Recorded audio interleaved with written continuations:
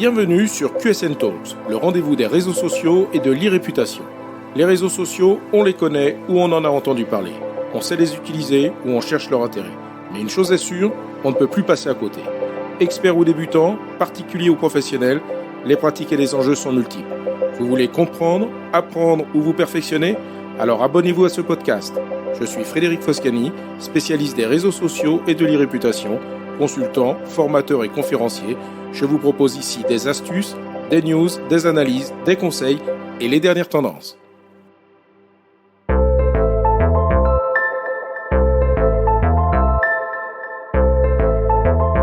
Bonjour.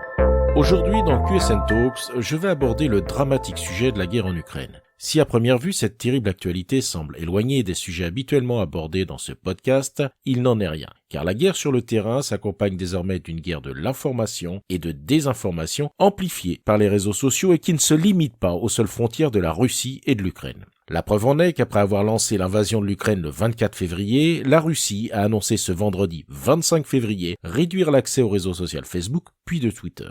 Par la voix de son régulateur, le gouvernement russe reproche à Facebook d'avoir restreint les comptes officiels sur sa plateforme, de la chaîne russe Zvezda, liée au ministère de la Défense, de l'agence de presse publique RIA Novosti et des médias russes en ligne Lenta et Gazeta. Voici la déclaration faite par le régulateur russe. Le parquet, en consultation avec le ministère des Affaires étrangères, a décidé de reconnaître Facebook comme un réseau social impliqué dans la violation des droits humains et libertés fondamentales, ainsi que des droits et libertés des citoyens russes. Cette décision est d'autant moins crédible que dans le même temps, Vladimir Poutine a interdit aux médias russes d'utiliser le terme « invasion » au sujet de l'intervention militaire russe en Ukraine. Comment qualifier cette pratique autrement que par des termes plus forts et moins subtils que désinformation, mais plutôt de censure et de manœuvres de propagande visant à réécrire l'histoire en temps réel. La décision vis-à-vis de Facebook s'inscrit surtout dans une série de mesures prises contre les grands réseaux sociaux par les autorités russes ces dernières années, souvent sous prétexte de protéger les mineurs et de combattre l'extrémisme. Des plateformes comme Facebook, YouTube, TikTok ou encore Twitter ont déjà par le passé été condamnées à de multiples amendes en Russie.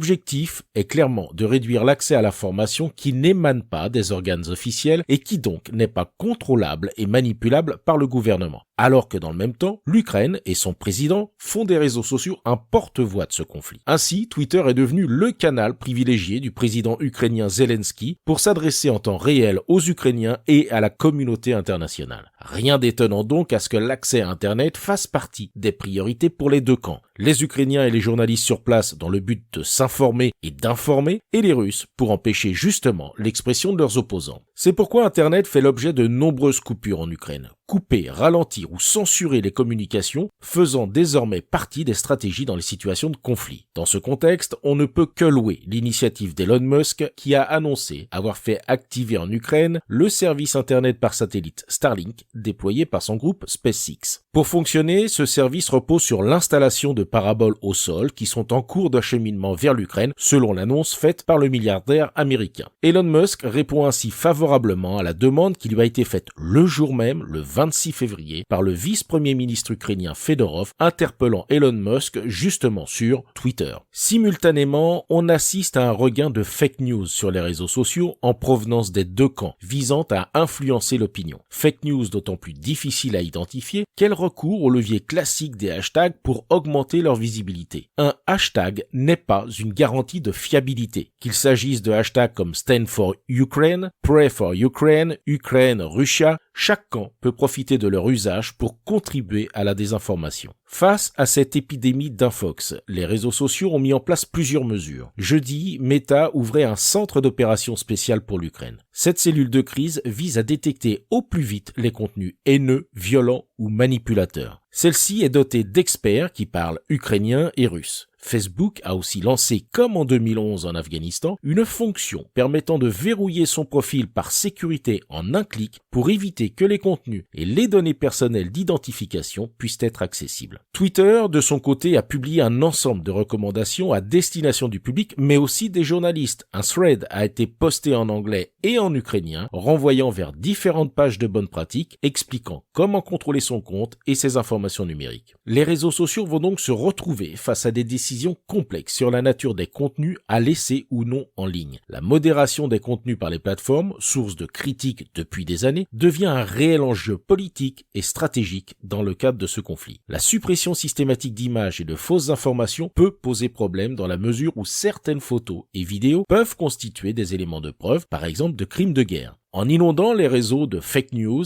la Russie pourrait ainsi volontairement inciter à une modération stricte des plateformes dans le but de faire disparaître de telles pièces à conviction. Cela revient à appliquer le principe de cancel culture en temps réel. C'est la raison pour laquelle certains tentent déjà d'archiver le plus d'éléments possible. La start-up Arweave a ainsi appelé à collecter le maximum d'éléments relatifs au conflit et à les consigner dans le blockchain pour les sécuriser. Dans ce contexte, la modération s'avère tellement compliquée qu'elle amène les plateformes à revenir sur de précédentes décisions de bannissement. Facebook a ainsi décidé d'autoriser les discours en faveur du bataillon Azov, une milice ukrainienne ultranationaliste, tant que ses propos se cantonnent à décrire leur action militaire contre les forces russes. Il faut savoir que ce groupe armé, à l'idéologie ouvertement néo-nazie, avait été banni de Facebook en 2019. À partir de cet exemple, on peut se demander si Donald Trump va s'engouffrer dans la brèche pour obtenir son retour en grâce sur les réseaux sociaux, notamment compte tenu des difficultés liées au lancement de son propre réseau social. On peut s'attendre à tout. La guerre s'accompagne donc désormais d'une guerre de l'information et de désinformation amplifiée par les réseaux sociaux qui ne se limite pas aux frontières de la Russie et de l'Ukraine. Le 1er mars, dans son discours au Parlement européen, Roberta Metsola, présidente du Parlement européen, a annoncé un certain nombre d'actions que l'Union européenne doit mettre en place pour aller encore plus loin dans les réactions face à l'invasion russe. Parmi les mesures annoncées contre la Russie, Roberta Metsola a exprimé sa volonté de lutter aussi contre la désinformation en appelant les réseaux sociaux à agir, précisant à leur endroit qu'il ne peut pas y avoir de neutralité. Car si l'Union européenne n'est pas encore touchée, ne serait-ce par des conséquences économiques, nous sommes déjà sujets à la désinformation, tout comme au risque de cyberattaque. C'est à chacun d'entre nous d'augmenter son seuil de vigilance en termes de sécurité de nos données, mais aussi sur la fiabilité des informations obtenues au travers des réseaux sociaux. Le fact-checking, l'identification de la source et le croisement des informations doit devenir un réflexe. J'en profite donc pour préciser que le contenu de cet épisode s'appuie sur des articles de médias français, Le Monde, France Culture, Nice Matin, Les Échos, Ouest France, BFM TV, ainsi que du quotidien québécois Le Devoir et Reuters. Pour conclure temporairement sur ce sujet, je vois une opportunité suite à la décision de Poutine d'interdire le terme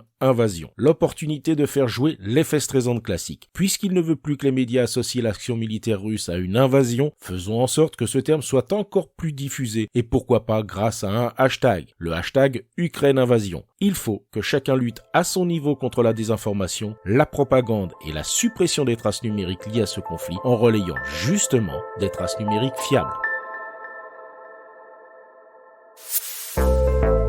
Cet épisode vous a intéressé? Alors abonnez-vous pour ne pas rater la suite. Et n'hésitez pas à donner 5 étoiles au podcast sur Apple Podcast et à le partager sur vos réseaux sociaux préférés. Ça fait toujours plaisir.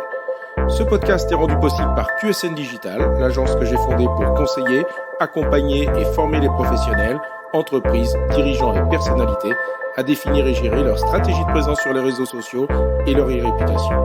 Vous avez des problématiques de visibilité, d'image, de veille, de recrutement et de relations clients? Vous souhaitez développer votre marque employeur? Vous voudriez faire de vos collaborateurs des ambassadeurs? Contactez donc QSN Digital pour demander votre coach social media.